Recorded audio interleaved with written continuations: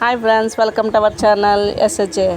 చూడండి సాత్విక, చూడు సాత్విక అని ఊరేళ్ళు వచ్చింది. ఇదండి మా అబ్బాయి తన పనేలు ఉతుక్కోవడానికి. చూడండి ఎలాగా ఉతుకుతున్నాడా. కూర్చోనానా, కూర్చోమని అన్నీని ఉతకమను. కూర్చో సోహి. తిరిగేసావా? ఓకే.